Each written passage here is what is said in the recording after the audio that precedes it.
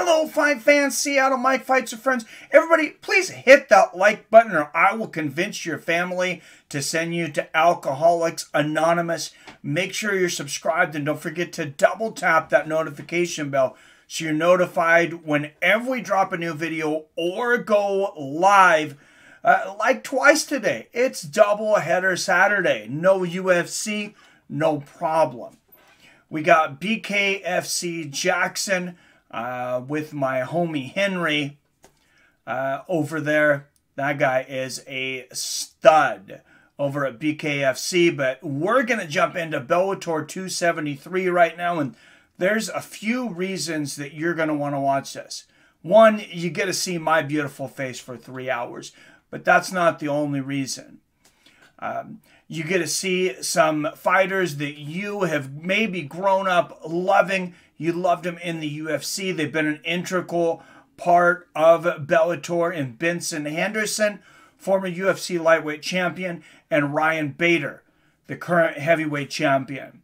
And the reason you're going to watch them today is you're going to watch them lose. You're going to watch both of them lose, and you're going to find out about some new fighters that may become, maybe some of your favorite fighters. Who knows? But let's jump into it.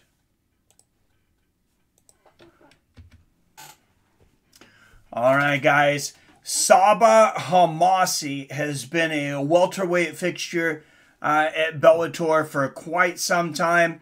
I mean, he's been in some great wars. This guy's never in a boring fight, but Jalil Willis is on the way up, and this kid, he's confident, he's a great talker, he's got a great personality, and he's action first.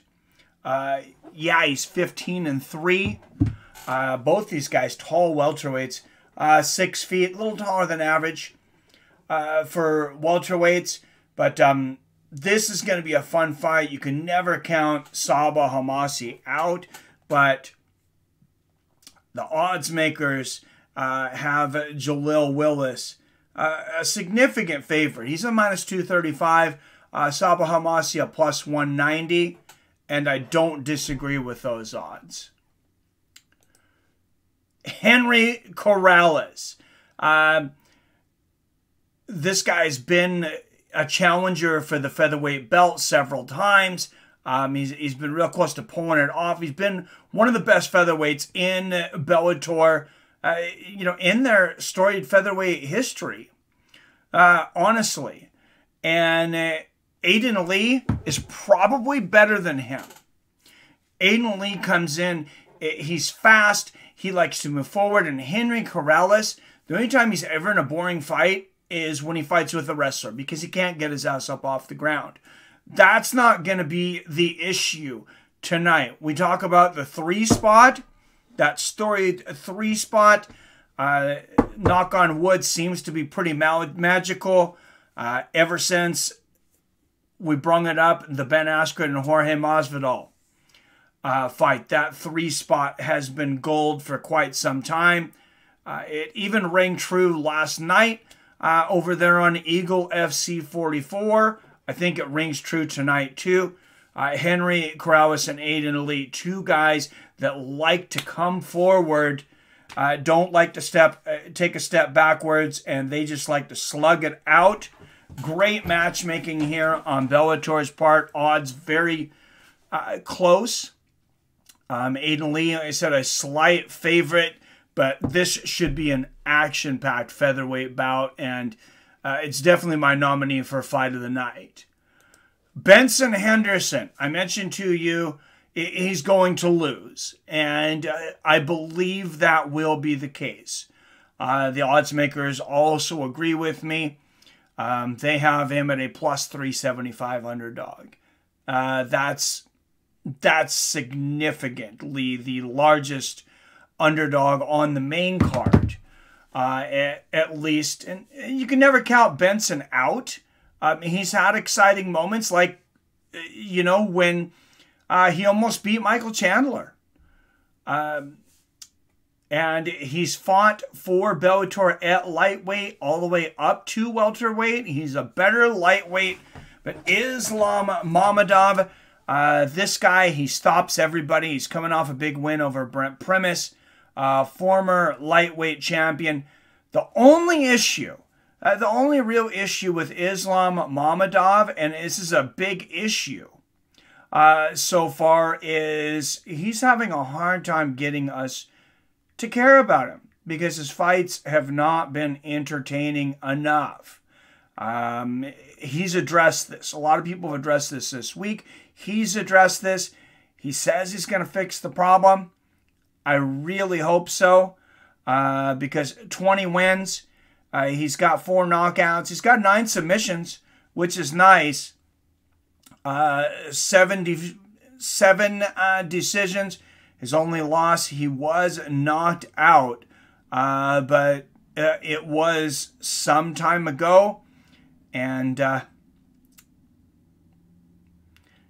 yeah, let's see him not only win, but be entertaining against Benson Henderson. If Islam's not going to be entertaining, I don't care. Let Benson Henderson win.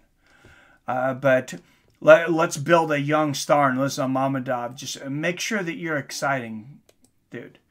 Then we come down to Ryan Bader, who recently was in the light heavyweight tournament. He's been bouncing back and forth between weight classes because he's got 2 belts.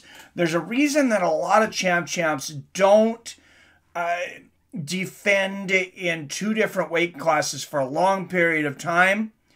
And champ status as far as light heavyweight and heavyweight, you know, Daniel Cormier, he was done. Once he went up to heavyweight, he was not going to, you know, keep defending each of those. Ryan Bader went back down to welterweight, lost his title in the light heavyweight Grand Prix to Corey Anderson, who came over from the UFC. Bader, I think he's on the way down. Even though he's only 35, I think the swinging back and forth in weight is not going to be a big thing for him. Not going to be a good thing. Hopefully he doesn't put on a lot of weight. I thought he probably walked around 225, 230 anyways, which is, in my opinion, is a very acceptable heavyweight. But he does come in a little heavier for these heavyweight bouts, or at least he has in the past. Valentin Moldavsky, while Bader was off in that Grand Prix, Bellator was nice enough to put his title up for an interim championship after they had him fight in that tournament. But Valentin Moldavsky, it's okay. It's okay in this one because Valentin Moldavsky, I believe, is a better fighter than Ryan Bader. He doesn't have the same issue as his Russian brethren, Islam Mamodev, and Valentin is in exciting fights. And I think he's going to give us an exciting fight tonight. I think he probably finishes Ryan Bader. To be honest.